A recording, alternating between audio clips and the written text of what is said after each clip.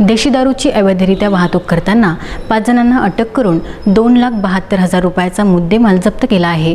ही कारवाई माऊली Jahagir police station अंतर्गत गुरुवारी रात्री करण्यात आली आहे।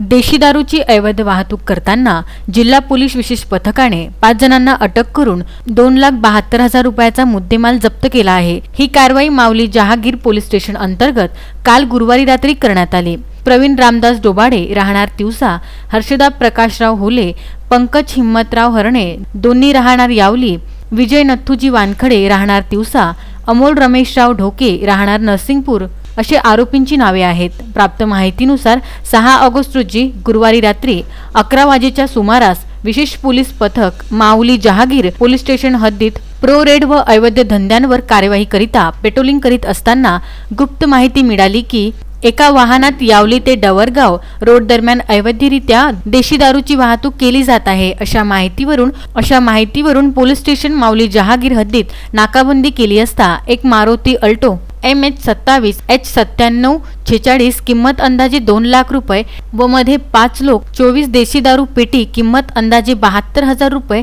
असा एकूण 2,72,000 रुपये चा मुद्देमाल जप्त केला आहे। पुढील कारवाई पोलीस स्टेशन माऊली जहागीर येथे सुरू आहे। सदर कार्यवाही पोलीस अधीक्षक हरी बालाजी एन यांच्या मार्गदर्शनात सपोनी अजय आकरे, हेड कॉन्स्टेबल विजय अवचट, रवींद्र बावने, सय्यद अजमत, स्वप्नील तवर, पंकज फाटे, चालक वशीम साहा इत्यादींनी केली। पंकज साबू, विदर्भ न्यूज, परतवाडा।